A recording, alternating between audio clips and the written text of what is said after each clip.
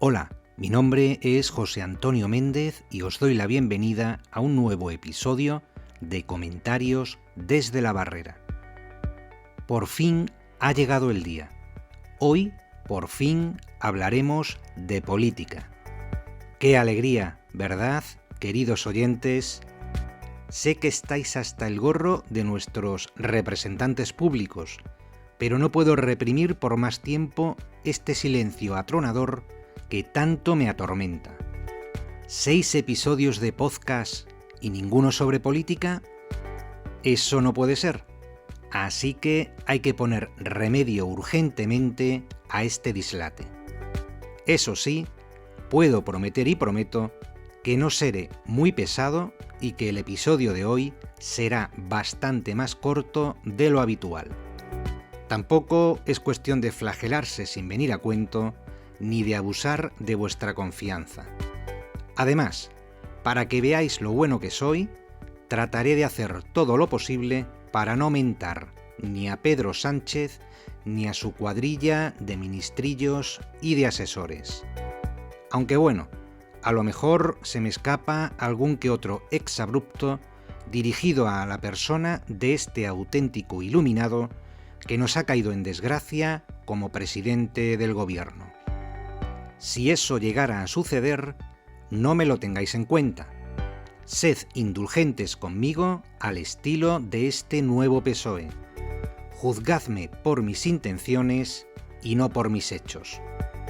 Porque mi intención en el programa de hoy no es atizarle ni al gobierno ni a sus aliados comunistas, independentistas y bilduetarras, sino la de centrarme en la política regional extremeña y en el más que probable relevo de José Antonio Monago como presidente del Partido Popular de Extremadura.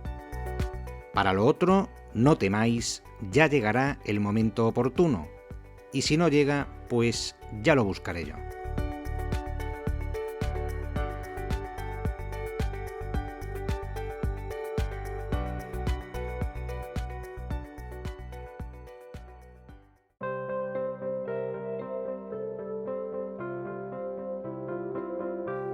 ¿Y por qué he decidido descender a la arena de la política interna de los partidos políticos?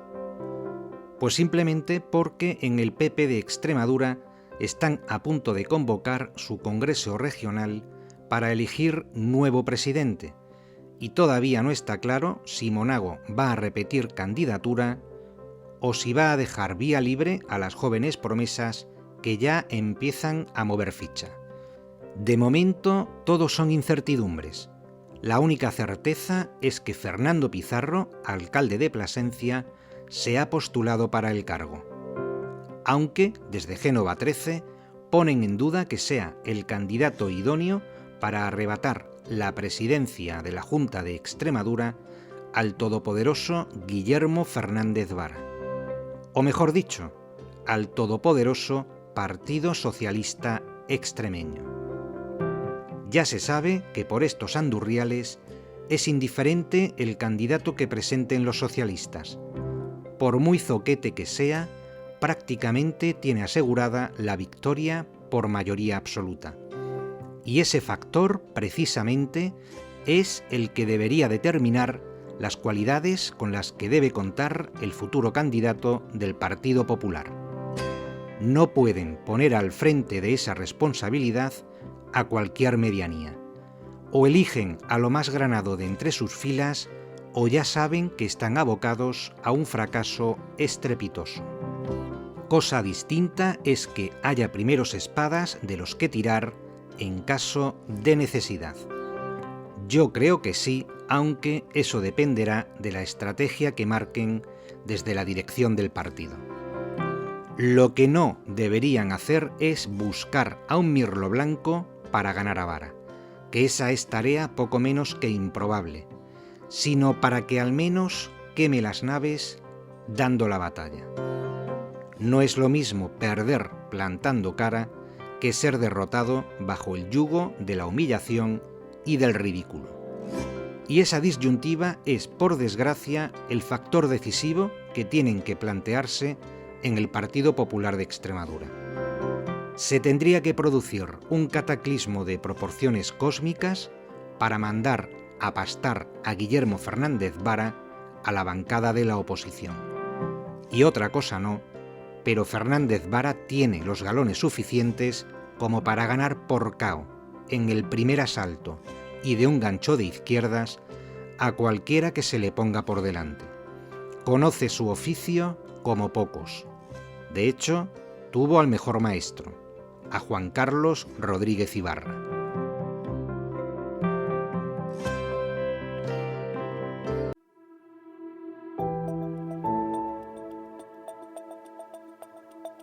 Por otra parte, sería del género estúpido negar a José Antonio Monago la condición de personalidad indiscutible dentro del Partido Popular de Extremadura. Desde Adolfo Díaz Ambrona, el PP extremeño no tenía a un presidente que diera la talla dialéctica frente al animal político que representaba Rodríguez Ibarra. Carlos Floriano, y no digamos ya Juan Ignacio Barrero, carecían de la entidad suficiente como para oponer resistencia al patriarca socialista. Así que, en ese sentido, todo el respeto del mundo para José Antonio Monago, sobre todo después del milagro electoral de mayo de 2011.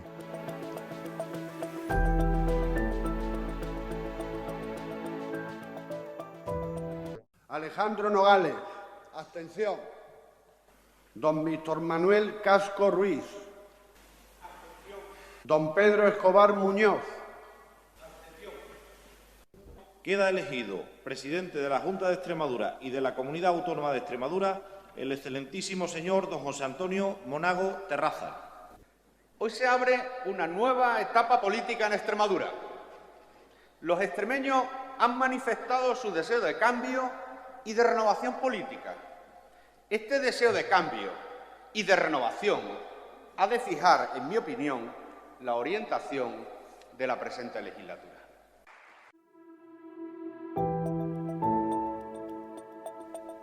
Aquel triunfo pilló a todos por sorpresa. Mientras unos se frotaban los ojos porque no daban crédito a que después de casi 30 años de mandato y con la traición de Izquierda Unida Extremadura de por medio, se vieran desalojados del poder, los otros hacían lo propio porque no terminaban de creerse la machada que acababan de conseguir. A partir de ese momento se desencadenó un torrente de desolación para unos y de frenesí para otros. Por cierto, que aquel tsunami puso en funcionamiento la denominada Operación Trituradora en las sedes de las Secretarías Generales, Direcciones Generales, servicios y demás dependencias administrativas de las consejerías. Creo que jamás en la historia reciente de Extremadura se recicló tanto papel como durante aquellas semanas. Normal que Monago, cuando tomó posesión, no encontrara ni despachos que ventilar, ni alfombras que levantar. Todo se había evaporado como por arte de magia. Y si quedó algún fleco suelto, pues pelillos a la mar, que tampoco era cuestión de entrar a patadas por el conventual santiaguista, sede actual de la presidencia de la Junta de Extremadura.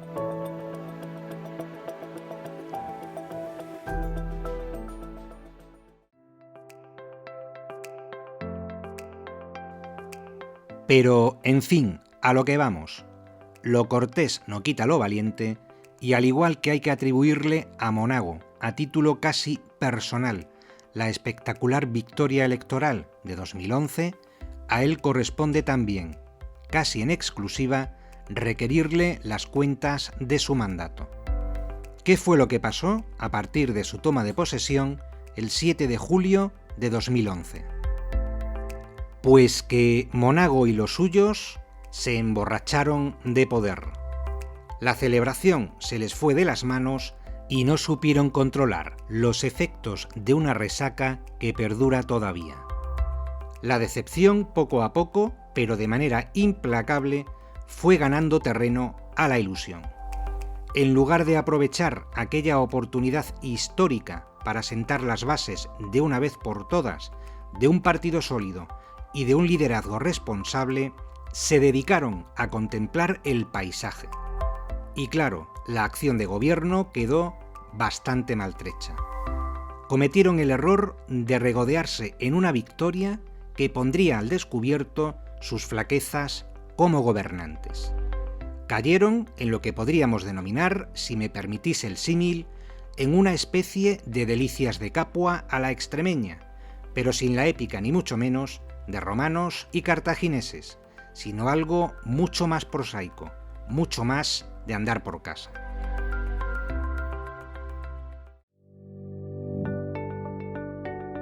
¿Y cuál fue el principio del fin de aquel sueño que se iba esfumando a pasos agigantados? Pues ese punto de inflexión, ese giro dramático, tiene nombre y apellidos. A ver si lo adivináis. Y por cierto, lo primero que tiene que hacer un asesor es tirarse por el barranco por su presidente. Y yo lo hago. Y yo lo hago aquí, ahora y mañana. Y lo siento, se lo voy a dejar clarito. Ahí voy a estar con él hasta el final. Con el presidente Pedro Sánchez. Os suena este fulano, ¿verdad? Iván Redondo no es que se tirara por el barranco, por muy predispuesto que estuviera. Es que Pedro Sánchez, sin remordimientos, se desembarazó de él de la peor manera posible y terminó por despeñarlo ladera abajo después de utilizarlo como barrera para detener los ataques dirigidos hacia el presidente durante los peores momentos de la pandemia. Pues va Monago por su cuenta y riesgo y nombra a este pieza como asesor con rango de consejero. Fue en Extremadura donde el personaje empezó a hacer de las suyas, echando por tierra, con sus ocurrencias de bombero torero, la credibilidad del Partido Popular. Para Redondo, la política es como una serie de televisión donde él mismo se reserva el papel de guionista y de director de escena. Luces, cámara, acción y todo el mundo a hacer el pino, a montar en bicicleta y a dar volteretas en el aire. Aquello parecía una carpa de circo en busca del más difícil todavía, en lugar de un consejo de gobierno como Dios manda. La torpeza de Monago con aquel nombramiento fue supina.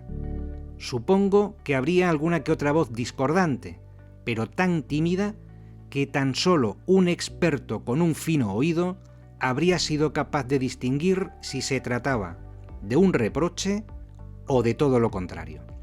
A ver quién era el guapo que le leía la cartilla a Monago en el momento de mayor apogeo de su carrera. No me imagino yo al pobre Alberto Casero pegarle un tirón de orejas a su jefe de filas para que rectificase tamaño error de bulto. Vamos, ni a Alberto Casero ni a ningún otro. Y claro, de aquellos polvos vienen estos lodos. Tras la derrota electoral de 2015, Monago, por decencia, tuvo que haber dimitido ipso facto de todos sus cargos. O César o nada. Pero no, se creyó imprescindible o le hicieron creer que lo era y ahí sigue, presidiendo un partido que después de tocar el cielo quedó debilitado hasta la médula. Paradójicamente, los males del PP de Extremadura comenzaron a tomar forma durante aquellos años de vino y rosas. Ahora solo falta saber si el enfermo se convertirá en finado y, llegado el cruel desenlace, cuándo se oficiará la misa fúnebre. La última palabra la tendrán sus militantes durante la celebración del próximo Congreso Regional. De ellos depende revertir la situación y que el partido vuelva a recuperar sus constantes vitales. Porque de no ser así, al PSOE se le están poniendo las cosas pintiparadas para volver a ganar por goleada, aparte del hecho de que Vox está al acecho del más mínimo desliz para hacerse con un buen puñado de votos.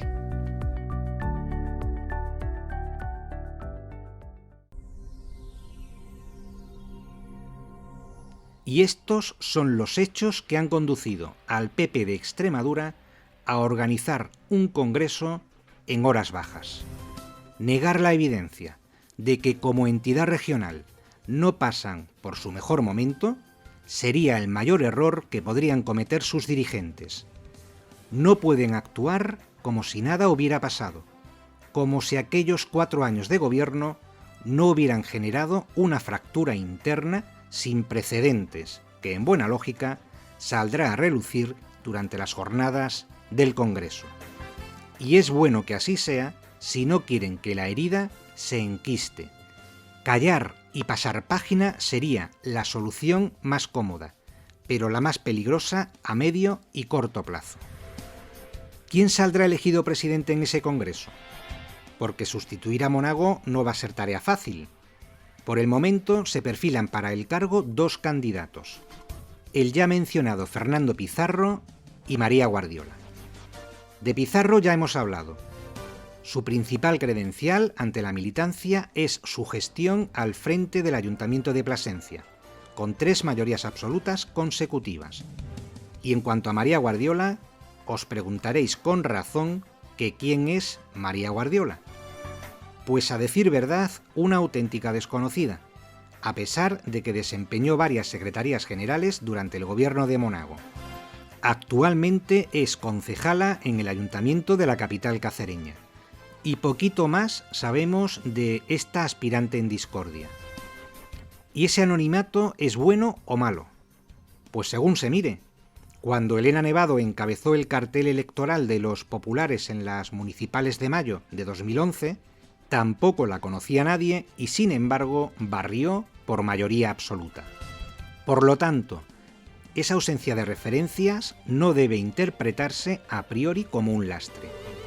Y es que el factor sorpresa siempre ha sido bienvenido en política. ¿Será María Guardiola la nueva Ayuso extremeña, tal y como ya la ha bautizado algún medio de comunicación? En la comparación, por supuesto, Guardiola sale bastante mal parada. Ayuso es mucho Ayuso y Guardiola, de momento, no ha demostrado nada. Más allá, eso sí, de la sumisión a los dirigentes que en su día confiaron en ella para ocupar determinados cargos. Por ahora, solo ha abierto la boca para exigir respeto a la figura de José Antonio Monago. Pues claro que sí, faltaría más. Eso resulta tan obvio que ni siquiera es necesario verbalizarlo. Ya sabrá Monago defenderse por sí mismo sin necesidad de mandar a fieles escuderos para cumplir esa misión. Así que mal comienzo es ese, por lo que denota de simplismo para quien pretende enarbolar el estandarte del cambio. Mucho tiene que mejorar María Guardiola si de verdad aspira a ser alternativa de gobierno con la que poner en apuros a la engrasada maquinaria socialista. Entre Guardiola y Pizarro, ¿por quién se decantará la militancia? En caso de que no se llegue al acuerdo de una candidatura conjunta. Que se sepa, el único que ha demostrado contar con el aval de los electores es Fernando Pizarro. En cambio, María Guardiola, que eso sí, es la candidata oficial del aparato del partido, no ha encabezado hasta la fecha ningún proyecto sujeto al escrutinio de la ciudadanía. ¿Significa eso que Pizarro parte con ventaja? No necesariamente. Todo dependerá del grado de ilusión que cada uno de ellos sea capaz de transmitir a la militancia. ¿Cuál de los dos tiene mayor potencial para dar la batalla electoral ante los socialistas? La respuesta es bien sencilla. Aquel que actúe sin imposturas ni afectaciones, sin la pompa ni el boato característicos de la mayoría de nuestros representantes públicos. Porque no perdáis de vista que las elecciones no se ganan ni liderando las encuestas a una semana de las elecciones, ni abarrotando los mítines con acólitos del partido. Las elecciones se ganan pateando las calles de los pueblos y ciudades, tratando de tú a los vecinos para transmitirles un mensaje lleno de verdad y de autenticidad.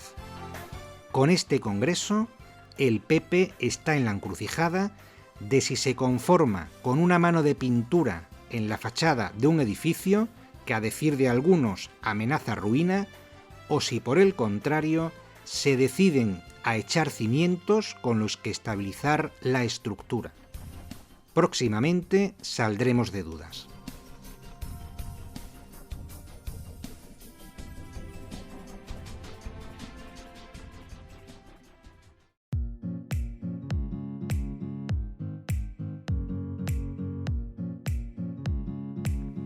Y queridos oyentes, hasta aquí el episodio de hoy.